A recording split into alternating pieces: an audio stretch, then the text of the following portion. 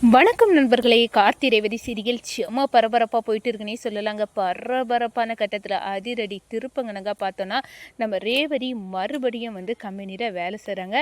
நம்ம கார்த்தி இந்த பாருங்கள், நீங்கள் சவால் விட்டீங்களா, டேன் ஓவரெல்லாம் நான் உங்களை விட நிறைய பண்ணி காட்டுவேன் அப்படின்னு நீங்கள் பண்ணுங்கள், தாராளமாக இந்த போஸ்ட்டில் நீங்கள் இருக்கலாம் அப்படின்னு மேனேஜர் பதவியை தூக்கி கொடுக்குறாங்க. பிரியா வாயை பிளக்குறாங்க.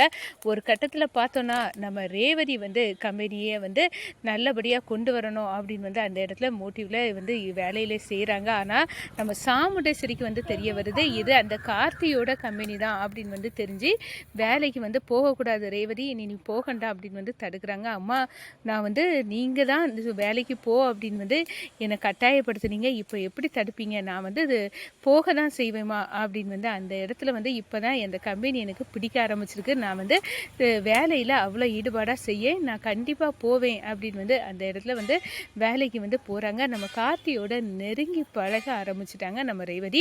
அதை பற்றி தான் இந்த வீடியோக்குள்ளே பார்க்க போகிறோம். அதுக்கு முன்னாடி சேனலுக்கு லைக் அண்ட் சப்ஸ்கிரைப் பண்ணுங்கள் ஃப்ரெண்ட்ஸ். பக்கத்தில் இருக்க பெல் ஐக்கானையும் கிளிக் பண்ணுங்கள். அப்போ தான் நான் போடுற ஒவ்வொரு வீடியோவும் நோட்டிஃபிகேஷனாக உங்களுக்கு கிடைக்கும். வாங்க ஃப்ரெண்ட்ஸ், வீடியோக்குள்ளே போகலாம். ஃபஸ்ட்டு எடுத்த உடனே பார்த்தோன்னா ஒரு சும்மா அதிரடியான பரபரப்பு கட்டம்னு சொல்லலாங்க. பரபரப்பான கட்டத்தில் பார்த்தோன்னா நம்ம சாமுண்டேஸ்வரி கிட்ட நான் வேலைக்கு போக மாட்டேன் அப்படின்னு ரேவதி சொல்ல நேரம், இந்த பாரு ரேவதி, நீ வேலைக்கு போகணும், இந்த வீட்டில் இருந்தேன்னா ஆளாளுக்கு உன் மைண்டை பிரெயின் வாஷ் பண்ணிகிட்டே இருப்பாங்க, நீ வேலைக்கு போகணும், இது ஆணாதிக்க சமுதாயம், நீ போராடி ஜெயிக்கணும், உன்னால் முடியாது அப்படின்னு அந்த இடத்துல சொல்லவங்களுக்கு செருப்படி மாதிரி நீ வேலையை நல்லா பார்க்கணும், நீ அந்த வேலையில் போய் சாதிச்சு காட்டு, உன்னால் முடியும் அப்படின்னு சொல்லு, நிரூபி, நீ ஏன் பொண்ணாக இருந்துக்கிட்டு நீ இப்படி உன்னால் முடியாது அப்படின்னு இருக்கக்கூடாது, ஆணாதிக்க சமுதாயத்தை முடக்கணும் ரேவதி அப்படின்னு அந்த இடத்துல மோட்டிவேட் பண்ணி நம்ம சாமுண்டேஸ்வரி ரேவதியை வேலைக்கு போக விடுறாங்க. ஒரு கட்டத்தில் வேலைக்கு சேர்ந்தாச்சு.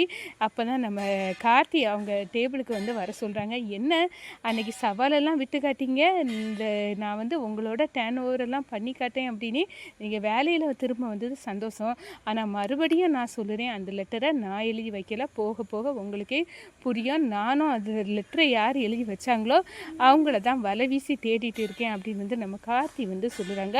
ஒரு கட்டத்தில் பார்த்தோன்னா, நீங்கள் சொன்னது மாதிரி இந்த கம்பெனியோட டேன் ஓவரை நீங்கள் அதிகப்படுத்தி காட்டுங்க அப்படின்னு உங்களுக்கு இனி சாதாரண பதவி இல்லைங்க, மேனேஜர் பதவி அப்படின்னு ஃபுல் கட்டுப்பாட்டம் உங்கள்கிட்ட தான் அப்படின்னு நம்ம ரேவதிக்கு மேனேஜர் பதவியை தூக்கி கொடுக்குறாங்க. சாதாரண ஒரு எம்ப்ளாயி என் மேலே இவ்வளோ நம்பிக்கை வச்சு இந்த எம்டி மேனேஜர் பதவியை தூக்கி தந்திருக்காருன்னா நம்ம எவ்வளோ விசுவாசமாக வேலை செய்யணும் அப்படின்னு நம்ம கார்த்தியோட கம்பெனியை முன்னேற்றத்தில் நம்ம சாமுண்டேஸ்வரி ஈடுபட்டுட்டாங்க. இந்த சைடு பிரியாவுக்கு கடுமையான கோபம், நம்ம இத்தனை வருஷமாக இந்த கம்பெனியில் வேலை இருந்த பிறப்போ இப்போ நேற்று வந்தவ மேனேஜர் பதவிக்கு வந்துட்டா அப்படின்னு கோவப்படுறாங்க.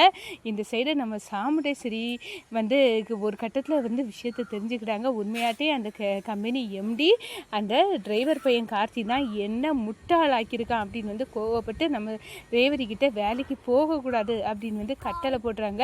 அம்மா நீங்கள் தானே என்ன வேலையில் சேர சொன்னீங்க, மறுபடியும் அதுக்கப்புறம் நீங்கள் நினச்ச உடனே நான் போகணும், நீங்கள் நினைக்காத ஒன்று போகக்கூடாது அப்படின்லாம் என்கிட்ட ஆகாது, இப்போ நான் கம்பெனியில் முழு மூச்சாக வேலையை பார்க்க ஆரம்பிச்சிட்டேன், இப்போ நான் மேனேஜர் பதவியில் இருக்கேன்னு நினச்ச உடனே நிப்பாட்ட முடியாது அப்படின்னு சொல்லிக்கிட்டு நம்ம ரேவதி கார்த்தியோட நெருங்கி பழக ஆரம்பிச்சிட்டாங்கங்க.